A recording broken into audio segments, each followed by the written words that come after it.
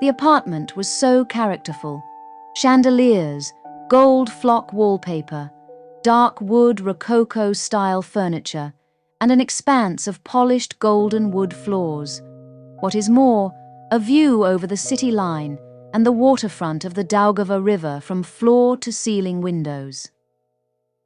The artwork was a little risque, French, and wrapped in sumptuous gold frames. An extra single bed was tucked in the corner between two soft furnished sofas in a coordinating gold embossed velvet. Nearby hung the elegantly draped bay windows of soft pinks and cherry reds. There were two large bedrooms, one with a large bed and the other a twin. A separate bathroom for the twin, and the double room had a clean, modern ensuite. Philadelphia quickly headed for the ensuite double and dropped her overnight bag on the bed. Fisher knew his place and took over the twin. There was a sharp knock at the front door which had been left open.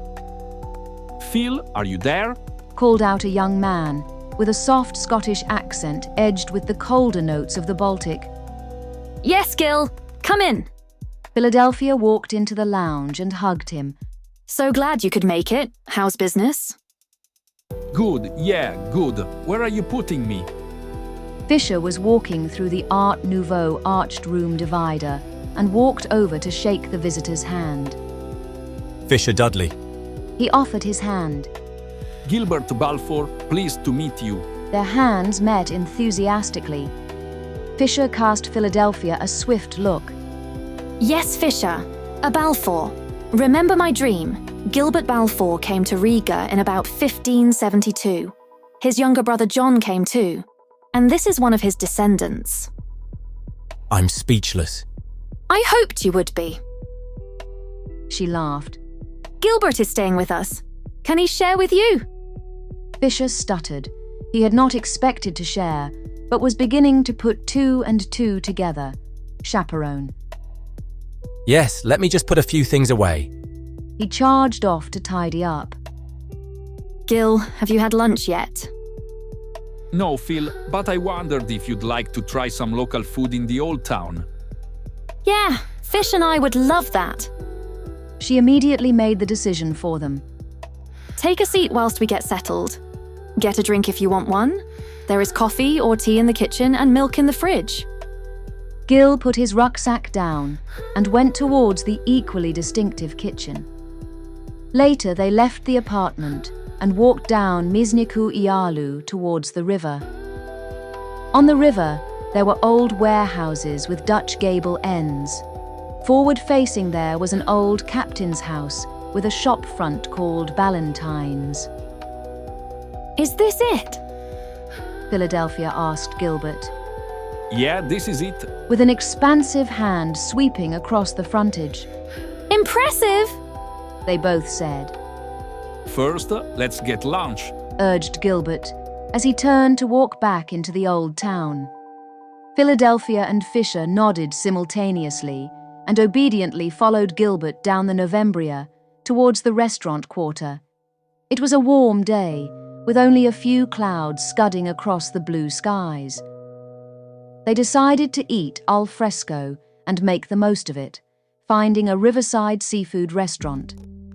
Philadelphia laughed aloud from inside the large menu holder. "Look, they've got a Philadelphia 1+1.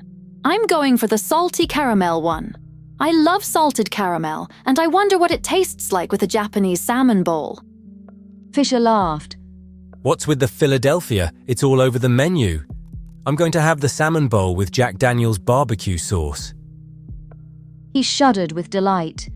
What about you, Gil? "I'm going for the eel with Ugani sauce. The waiter took their orders, asking. Would you like drinks?"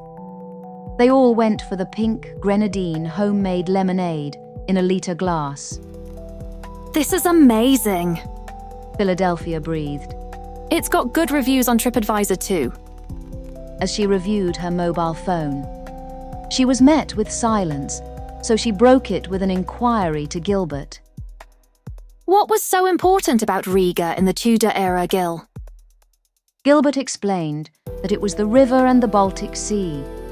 The Daugava was part of a network of rivers connecting trade routes to the Byzantine Empire and beyond.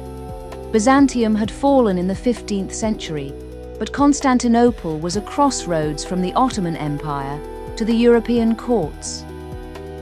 The river rose near the source of the Volga in Russia, upstream. Furs, ermines, and the like were brought down river to Riga for trade. In fact, if you follow the Daugava, it eventually joins the Dnipro River, which connected Riga to Kiev, and then the Black Sea. He got out a map to show them. Was Riga part of the Hanseatic League? Fisher asked. Oh yes, the Baltic Sea brought in trade from Sweden, Denmark, Norway, and of course, even Scotland. Your family. What was the story? Philadelphia settled back to listen to the answer, taking a long sip from her pink lemonade. Gilbert Balfour and some of his brothers escaped here from a license to arrest them for the murder of Lord Darnley, Mary Queen of Scots' husband. Gilbert was her master of the household, and my ancestor John was her valet and assisted Servais de Condé in the royal wardrobe. Gilbert's wife was the daughter of Kathleen Bellenden, who was the provider of silks and ormines. We set up Ballantynes to ship luxury products to the courts of Scotland, England, Italy, and France. That is amazing. So did the luxury items come up the Varangian trade routes? Yes, absolutely. You see, Constantinople was central to the success of the Silk Road. What about Antioch, Acre, Jaffa? What did they provide for trading here in Riga? Spices, wines, jewelry, and glass. Obviously, the Crusaders anchored in Acre, so a lot of the wealth went back through Sicily to Europe. That is so interesting, Gil. What about Ballantynes? Did they use the traders from the east?